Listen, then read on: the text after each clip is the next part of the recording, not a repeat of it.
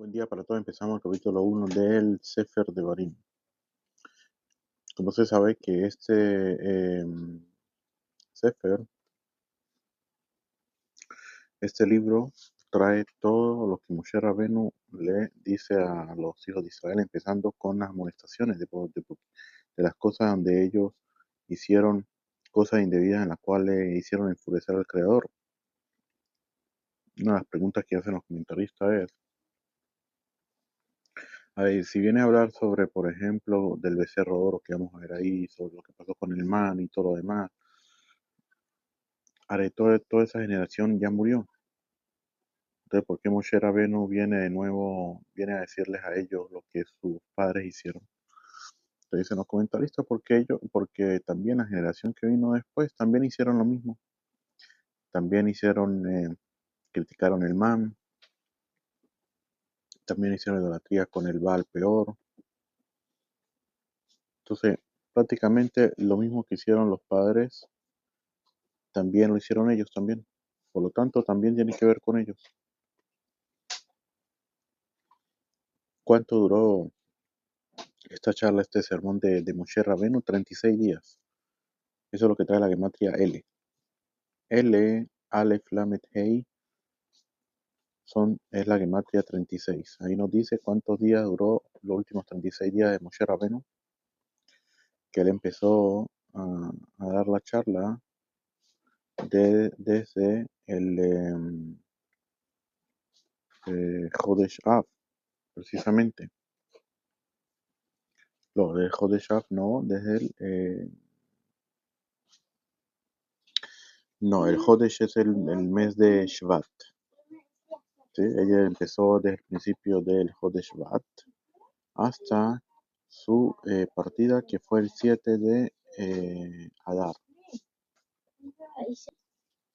Dijimos también algo muy importante, el nivel que tenía aquí Israel para escuchar todas las sermones que Moshe Rabbeinu les dio, diciéndoles lo que habían hecho mal. Y como dijimos que hay una mitzvah de decir las cosas que se van a escuchar, como también hay una mitzvah, una orden de no decir las cosas que no se van a escuchar. Pero aquí vemos si Moshe Rabbeinu hubiera habido alguien de que no lo hubiera escuchado, no hubiera hablado. Ahí vemos el nivel que tenían. Estas son las palabras que Moshe habló a todo Israel en la otra ribera del Jordán.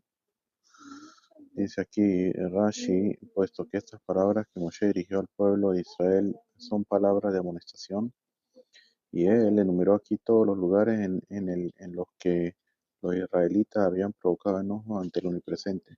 Es por eso que aquí se expresó en términos generales y solamente los mencionó en forma indirecta mediante alusiones, a fin de preservar el honor de Israel.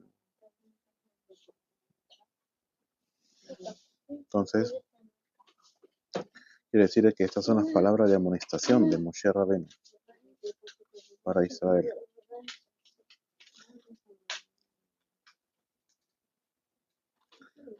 Dice aquí,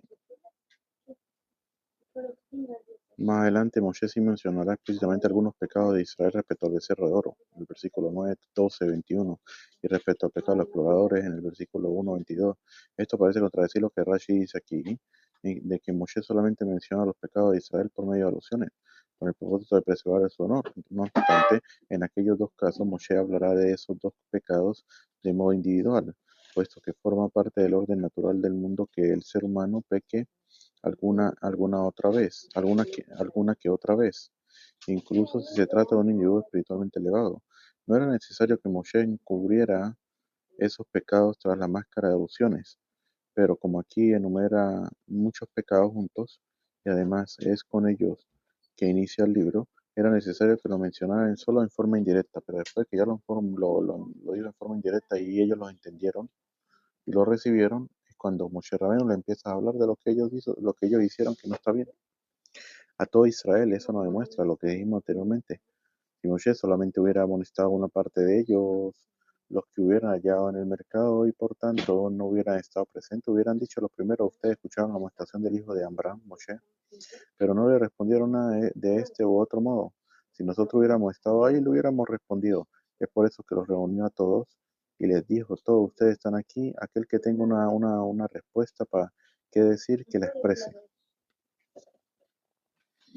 Seguimos, en el desierto, dice Rashi, los israelitas no se hallaban en el desierto, sino en las planicies de Moab. Entonces, ¿a qué se refiere el versículo cuando dice en el desierto? Quiere decir a causa de lo que hicieron enojar a Dios en el desierto, cuando dijeron, ojalá hubiésemos muerto. Rashi alude aquí a cuando, justo después de la salida de Mitzrayim, luego de atravesar el Mar Suf, los israelitas llegaron al desierto de Sin y se quejaron por la falta de alimento, anhelando su retorno a su condición anterior de esclavitud a Mitzrayim. A raíz de eso, Dios les otorgó el maná. El versículo completo de los hijos de Israel le dijeron, ojalá hubiésemos muerto a mano del Eterno en la tierra de Mitzrayim, cuando nos sentábamos junto con la olla de carne, cuando comíamos pan hasta la saciedad. Pero tú nos has traído a este desierto para matar a toda esta congregación de hambre. Dice en la planicie, dice Rashi, por lo que ocurrió en la planicie, cuando pecaron con la idolatría de Baal Peor, en el lugar llamado Shittim, en las planicies de Moab, frente al mar Suf, por su rebelión en el mar Suf, cuando llegaron al mar de Suf, que dijeron es por falta de tumbas en Mitzrayim, y también por su rebelión al viajar del interior del mar Suf, como se declara, se rebelaron junto al mar de Suf, como se afirma en el Tratado Talmúdico de Erejim. Aunque en ningún lugar de la Torá se dice explícitamente que los israelitas se hayan rebelado contra Dios, después de haber atravesado el mar de Suf, el Talmud cita una opinión que afirma que los israelitas mostraron falta de confianza en Dios y dijeron, así como nosotros emergimos del mar en este lado, de igual modo los mitzrim emergen del mar en otro lado y nos perseguirán, pensando que no iban a morir o que Hashem no los iba a matar. Entre Parán y Tofel, y Labán y Hatzerot, dice Rashi, al respecto, Rabbi Shimon bar Yochai dijo, hemos revisado toda la escritura, pero no encontramos ningún lugar que se llame Tofel y Labán. Por lo tanto, estas palabras necesariamente aluden a que Moshe los amonestó por las palabras con las que los israelitas denigraron el maná, que era blanco, y dijeron, nuestra alma ya se ha hartado de este alimento insustancial. Y también alude a lo que hicieron en el desierto de Parán por medio de los exploradores. Esto por medio de Drashá, según la palabra, ¿quién? Por eso llama Labán. Labán es blanco, que el maná era blanco. Tofel Shetaflu a la man. Y Parán, que fue de donde imaginaron los exploradores. Dice Hachero, esta palabra alude a la disputa suscitada por Korah, que fue en Hatzerot. Según otra explicación, esta palabra alude a que Moshe les dijo debieron haber aprendido de lo que hice a Miriam en Hatzerot a causa de la maledicencia que habló, pero aún así ustedes hablaron contra el Omnipresente. Y dice, este hombre alude a que Moshe los amonestó por el becerro de oro que hicieron a causa de la abundancia de oro que poseían, como se declara, yo les di plata en abundancia y oro, y ellos utilizaron el Baal para el Baal, que era una idolatría, que se llama así. De todas maneras, una pregunta muy interesante, de que primero se dijo Hatzerot, que fue lo de Korah, y después Isaac, que es lo del becerro de oro. Entonces pregunta a los comentaristas, dicen que si es por orden de lo que sucedió, debería haber sido primero que todo el Dizahab, porque llama Dizahab que viene la palabra Dai. Dai es suficiente, tenían suficiente o bastante oro. Y por eso, como dice Moshe Rabeno, que por haberle dado bastante, fíjate lo que hicieron al final con el dinero. De todas maneras, primero pasó del suceso del becerro de oro y luego lo que sucedió con Korah, porque aquí la Torah lo hace al revés. Primero trae lo de Korah y después trae lo del becerro de oro. Entonces explican y dicen por lo que dijo Korah, cuando dijo es suficiente para ustedes, Bené Leví. Porque les dijo a Moshe Rabén y a Aarón, Madúa Tinnasu al Kaal Hashem. ¿Por qué se enorgullecen ante la congregación de Hashem? Y ahí Rashi trae trae dos comentarios. Uno de ellos es de que dijo, ¿acaso solamente ustedes escucharon em, de la boca del Omnipresente que yo soy tu Dios que te sacó de Mitzrayim y no tendrás otros dioses ante mí? Fueron los dos preceptos que ellos escucharon hasta que se les salió el alma y después ellos dijeron que el Moshe Rabbeinu hablar con él y que lo iban a escuchar. Pero ¿qué fue lo que sucedió? Moshe Rabbeinu cuando sucedió el becerro de oro, había defendido a Israel ante Hashem y ante el Satán, que estaba acusando, diciendo de que ellos no sabían, de que ellos pensaron de cuando tú dijiste no tendrás más dioses y todo eso, estabas hablando conmigo y no con ellos, no sabían en verdad con claridad qué había sucedido. A lo que Korah viene y dice una cosa así, de que acaso solamente ustedes escucharon, ahí toda la congregación escuchó. Al decir una cosa así, automáticamente revocó lo que había dicho Moshe Rabbeinu, y en ese caso se despertó de nuevo las acusaciones por el becerro de oro, y es por eso que trae a Korah primero y después el becerro de oro. Así explica. Seguimos. 11 días de Joref. Moshe les dijo, vean lo que ustedes mismos han provocado. La ruta más corta para ir del monte Joreb a Kadesh Barnea era el camino del monte Seir. Y ese camino se recorre normalmente en 11 días. Y aún así ustedes lo recorrieron en 3 días. ¿Cómo se explica esto? Pues el 29 de Iyar partieron de Joreb, como se declara, em, y sucedió que en el segundo año, en el segundo mes, etcétera. Y el 29 de Sivan envía a los pobladores de Kadesh Barnea, ve y sustrae 30 días que permanecieron en Kibrot Tava, donde comieron carne durante un mes, y 7 días que permanecieron en Hatzerot, para que Miriam fuera confinada a causa de la aflicción de Charat. Resulta pues que ellos recorrieron todo ese camino de Joreb a Kadesh Barnea en 3 días. Moshe prosigue la presencia divina. Dice, la presencia divina se afanó mucho por ustedes para apresurar para,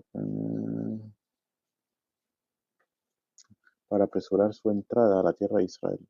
Pero como ustedes actuaron mal, él los hizo rodear en el monte de Seir durante 40 años.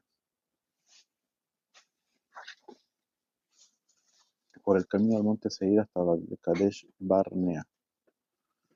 Y sucedió que en el 40º año, en el 8º mes, en el primero del mes, que Moshe habló a los hijos de Israel conforme a lo que el Eterno le había ordenado para ellos, después de que hubo derrotado a Sihón, el rey de Amorí, y que habitaba en Heshbón, y a Og, Melech Bashán, que habitaba en Asterot, en Edrei.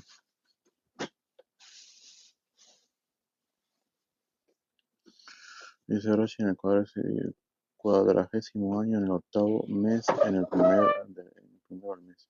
Esto enseña que Moshe solamente lo amonestó cercano a su muerte. ¿De quién aprendió a proceder así? Del patriarca de Jacob, quien solamente amonestó a sus hijos cercano a su muerte. Jacob dijo, Rubén, hijo mío, te diré, ¿por qué no te reprendí durante todos estos años por la falta que cometiste? Para que no me dejaras y fueras a adherirte a mi hermano Esaf. Fíjate lo que es interesante, Rubén, el tan grande. Si lo hubiera amonestado, se hubiera ido o sea, que no quiere decir de que prácticamente era que de repente se hubiera empezado a comportar como esa, ajá, como era esa, sin mitzvot, sin nada por el estilo.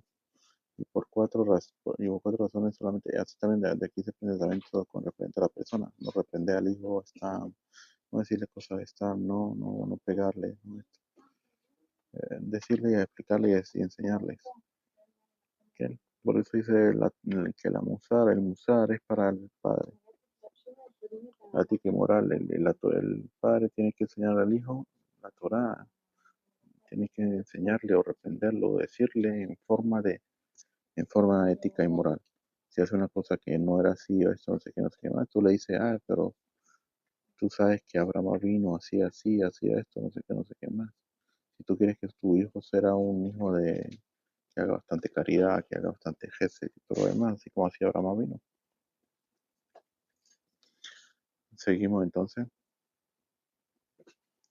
Y por 4 razones solamente se reprende a una persona próxima a la muerte. El que lo amonesta, primera, para que no amoneste repetidas veces. Segunda, para que su prójimo no, que fue amonestado, no vea al que lo amonestó y sienta vergüenza ante él, que como se declara en mitad Sifri, y de igual modo, Joshua tampoco amonestó al pueblo de Israel, sino cercano a su muerte, y también así actuó el profeta Samuel. Como se declara, en aquí testifiquen contra de mí. E igualmente David amonestó a su hijo Shlomo solamente antes de morir. De aquí vemos de que porque antes de morir también, como dice aquí Hiroshi. Pero es que cuando una persona lo hace con amor. Antes quiere que su hijo vaya por buen camino eterno. De repente, si no lo hace antes, puede ser que la persona lo haga con intereses. Entonces es preferible. Seguimos después de que hubo derrotado. Moshe dijo, si yo los reprendo antes de que le entren por lo menos al borde de la tierra de Israel, ellos dirán, ¿qué tiene este con nosotros? ¿Qué ha hecho de bueno para nosotros?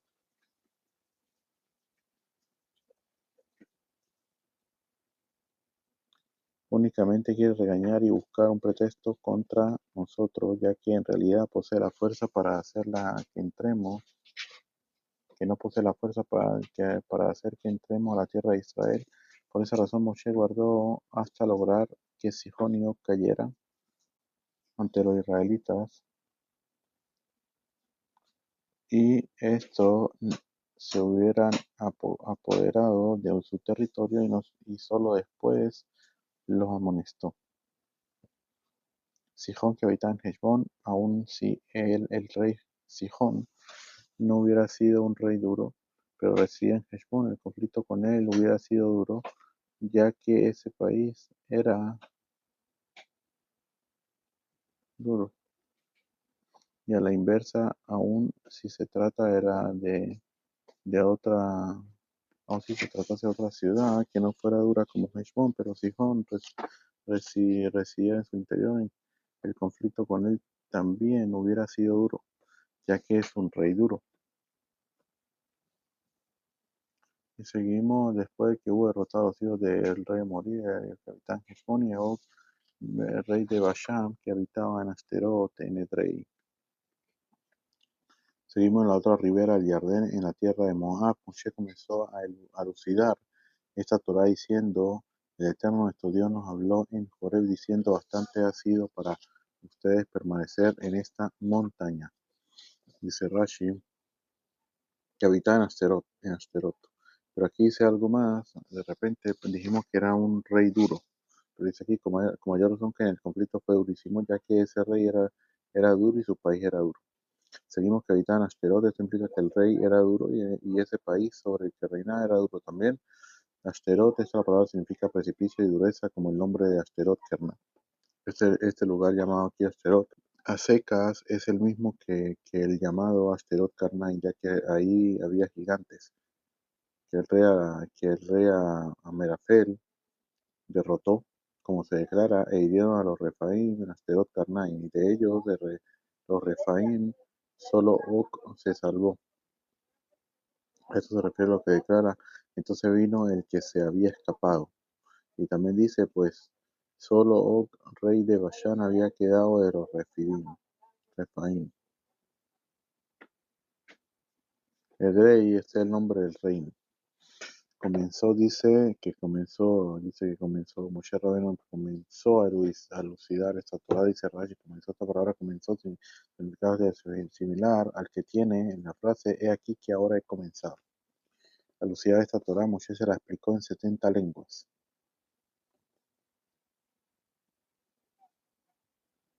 Dice aquí algo interesante de que Moshe sí les tradujo y explicó la Torah en 60 idiomas primordiales. Porque hay unas opiniones en el Talmud que se dice que lo hizo o no lo hizo, pero aquí dice que el que dice que sí la explicó, ¿sí? En 70 idiomas primordiales, el propósito de ella era imbuir a esos idiomas con la luz espiritual de la Torá y de ese modo permitir que los judíos poseyeran un instrumento de comprensión de la Torá cuando más tarde fueran exiliados entre las naciones. Una tercera explicación relaciona justamente los 70 aspectos principales de la Torá con las 70 lenguas primordiales, ya que como afirma Rabbi Atzadok Cohen en su obra Dover de Tzadik 4, de igual modo que la esencia vital del ser humano reside en el habla, en su capacidad para definir la realidad mediante la palabra, así también la lengua de cada pueblo expresa su poder y su esencia vital. Por consiguiente, como las 70 lenguas primordiales se, se derivaron de la lengua sagrada en la época de la Torre de Babel, y la Torá está escrito en la lengua sagrada, cada lengua primordial expresa un aspecto de la Torá.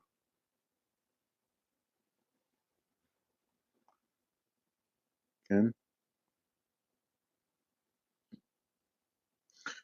En todo caso, según Gur Aryeh y Mizrahi, el que aquí es Moshe explica las 70 lenguas primordiales para explicar la Torá se deriva de una analogía de términos, o sea, será Shabbat. Entre las palabras elucidar que aparece aquí, la expresión bien elucidada. ¿Bien? Dice Rashi, bastante sencillo para ustedes, esta frase debe ser entendida según en su sentido simple.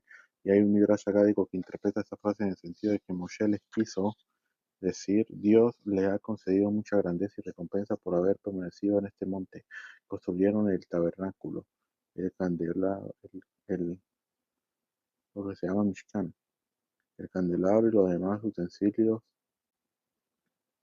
Recibieron la Torá, nombraron un Sanedrín sobre ustedes integrado por líderes de millares, de miles y líderes de centenas. Los utensilios recibieron la Torá, nombraron un Sanedrín sobre ustedes integrado por líderes de miles y líderes de centenas. Vamos a seguir, que tengamos un buen día, besos.